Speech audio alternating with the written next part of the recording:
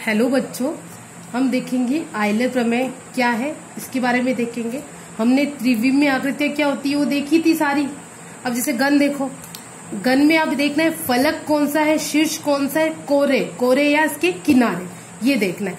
तो फलक, ये जो हमें पूरी सतह दिख रही, एक ये फलक हो गया, ये एक फलक हो गया, ये नीचे का फलक हो गया, ये वाला फलक हो गया, ये फलक हो गया पूरा ये वाला। तो ये तो इसके होते हैं फलक। जैसे इस वाली आकृति में देखेंगे फलक क्या हो गया, तो ये वाला फलक हो गया, ये फलक हो गया, इधर फलक हो गया, इसके पीछे की तरफ ये भी फलक हो गया, ये भी अपना नीचे क्या हो गया, फलक हो गया।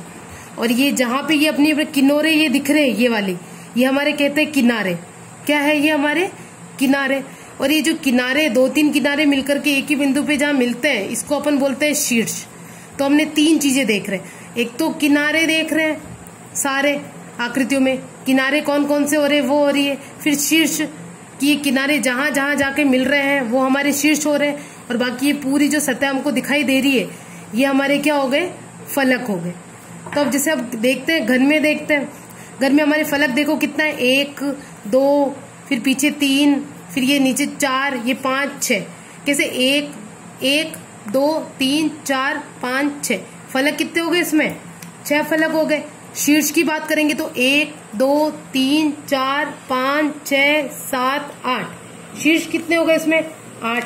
और किनारे की बात करेंगे तो देखो 1 2 3 4, फिर 5 6 7 8, फिर 9 10 11 12। ये जो 4 आगे दिख रहे हैं वैसे के वैसे किनारे पीछे भी होंगे। तो किनारे कितने हुए इसमें, कोरे या किनारे कितने हो गए, 12 हो गए।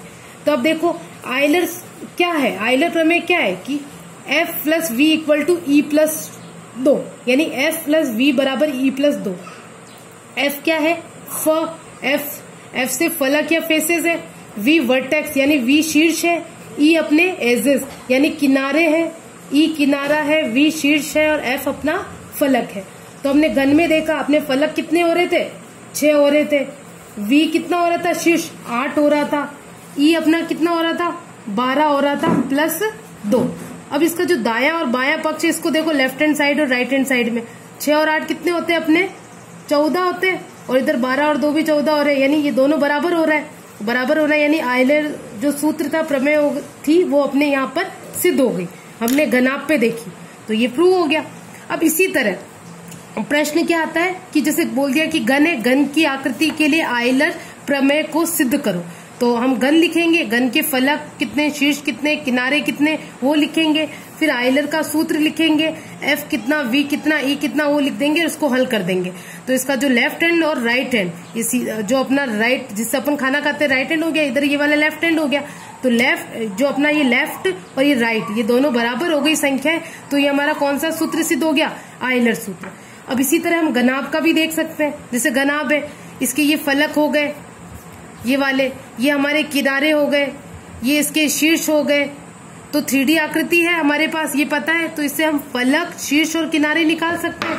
इसी तरह हमारे पास ये पिरामिड है, ये बोला त्रिभुजाकार आधार वाला पिरामिड ये है। अब इसमें 1 2 3 4 फलक हो गए, किनारे 1 2 3 4 5 6 इसके क्या हो गए, किनारे हो गए। शीर्ष 1 2 3 4 इसके क्या हो गए, शीर्ष हो गए। तो मतलब क्या बात बोली है कि फलक यानी फेसेस ये वाले होते हैं, किनारे ये लाइनें हैं और ये शीर्ष हमारा ये हो जाता है। तो यही है हमारा कि फलक कौन सा, शीर्ष कौन सा और किनारे कौन से।